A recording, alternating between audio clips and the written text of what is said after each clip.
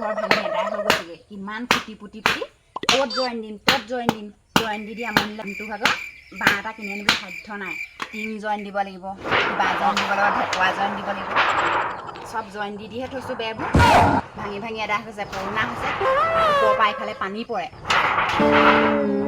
চাৰিওফালে পানী টিংবোৰ ফুটা যে বেৰবোৰ চব এদাই হৈছে মুচিলেও চাফা হৈ নাথাকে সেই হৈ গৈছে চব আৰু ৰাতিপুৱা সাঁজটো গ'ল বাৰু গধূলিলেহে কি হয় এতিয়া দুপৰীয়ানো কি খাওঁ ভাবিয়ে পোৱা নাই চাউল নাইকিয়া হৈ আছে ঘৰত ৰাতিপুৱা সাঁজ যেন তেনে খালোঁ সাঁজ খালে এসাঁজলৈ চিন্তা ক'তনো বিচাৰি যাওঁ চবৰ ঘৰৰ পৰা এসাঁজ আনি থৈছোঁ অ' দীঘলী কি কৰিছনো ইমান চিঞৰিছোঁ আগফালে নাই শুনা পাছফালে আহিবলগীয়া হ'ল কিনো বকি থাক তই খাব কিনো বকি ইমান ঘৰখনত দিগদাৰ হৈছে নবকিনো কি কৰিম বাৰু দেখা নাই খাবলৈ একোডালে নাই চিন্তাতে পাৰ নাই পোৱা তই যে চকীখন পাই এডোখৰতে বহিলি বৈ বান্ধালে বৈ ইমান দেখা নাই লেতেৰা হৈ আছে এইবোৰ শিলগুটি পৰি পেলাই আছে বৈ বান্ধাতে বহোঁগৈ দুজনে কথা পাতোঁগৈ অঁ এডোখৰত বৰ ৰ'দ পৰিছে অঁ সেইডোখৰলৈকে যাওঁ অঁ এইডোখৰতে বহ চকীখন ভঙা আকৌ দেই ভালকৈ বহিবি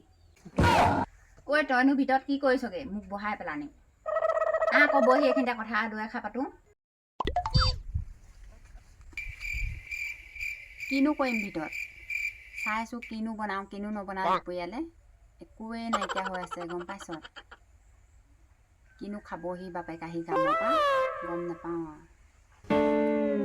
কিনো বনাই থওঁ একোডালে নাই ঐ তহঁতৰ ঘৰৰ পৰা আজি চাউল 1 কেজি দিবিচোন গধূলিলৈ নাইকিয়া হৈ আছে আমাৰ আগতো আনি থৈছোঁ তহঁতৰ ঘৰৰ পৰা একেলগে ৰেচন চাউলকেইটা পালে দি দিম বাৰু দেই আইঅ' তই যে কি কথাবোৰ ক আৰু চাউল লাগেনে তই আগতে আনি থোৱা নাই চাউল কেতিয়া দিবি ৰেচন চাউল আহিলে দিমকৈ কেইবাৰ ৰেচন চাউল আহি গ'ল এবাৰো দিব নোৱাৰিবি তই যে যা তা ঘৰৰ পৰা সদায় চাউল বিচাৰি আন ক'ৰ পৰা দিবি বাৰু তহঁতৰ মানুহটোৱে ডেইলি কাম কৰে নহয় কি কৰেনো পইচা মানুহটোৱে কাম কৰিছে হয় ঘৰখন চলোৱা কিমান পইচা লাগে তই নিজে ভাবচোন তহঁতৰ 2টা 3টাই কাম কৰা সেইটো কাৰণে ভাল পাওঁ চলাবলৈ আমাৰ আকৌ সেইবোৰ নহয় এটা মানুহে কাম কৰে অ'ত দিয়া ত'ত দিয়া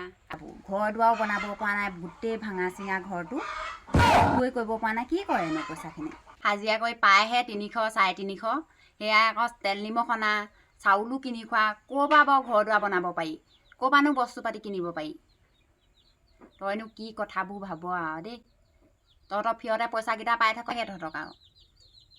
চববোৰ কিনাই শাক পাচলি পাত আকৌ এসাঁজ খাই এসাঁজ নোখোৱাকৈ থাকিবলগীয়া হয় কেতিয়াবা তহঁতৰ আকৌ দিগদাৰ নহয় তহঁতি আকৌ অৰুণোদয় পাওঁ কৃষি লোন পাওঁ চববোৰে পাওঁ আমাৰ আকৌ একো নাপাওঁ নহয় ঘৰ এটা নাই দেখিছ নহয় ঘৰটো কেনেকুৱা অৱস্থা পাতি টকা বস্তু একো নাপাওঁ অৰুণোদয়ো নাপাওঁ কৃষি লোনো নাপাওঁ একো নাপাওঁ মানুহটোৱেও নাপায় অকল হাজিৰা কৰে আৰু খাওঁ আৰু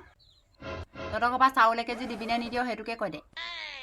নহ'লে বেলেগৰ পৰা বিচাৰিবগৈ লাগিব আমাৰো চাউল নাইকিয়া হৈ আছে কেজিমান চাউল আছেহে তাও আধা কেজিমান আনিব পাৰিবি আইঅ' আধা কেজি চাউলে হয় নেকি বাৰু আমাৰ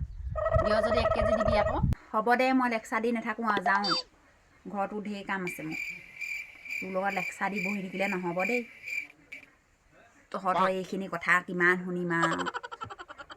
আমুক নাই তামুক নাই কিমান কথা শুনি থাকিম তোৰ ভাগৰ এইখিনি মই অকণমান পাছত আনিমগৈ দেই তই এতিয়া যা বাৰু ইমান দে বহিছোগৈ অ' চাউলকেইটাৰ কাৰণে দুখীয়া হৈ এইটোৱে দিগদাৰ হ'ল আৰু চাউলৰ কাৰণে ইমান দে বহিবলগীয়া হৈছে পেটটোৰ কাৰণে আমাৰ ভগৱানে কেলেনো ইমান দুখীয়া দিলে কেজে কৰিহে চাউল 1 কেজি পাই আনিছোঁ যেন তেনে 1 কেজি নিদিয়ে তাই আধা কেজিহে দিয়ে আধা কেজিয়ে কিটো কৰিম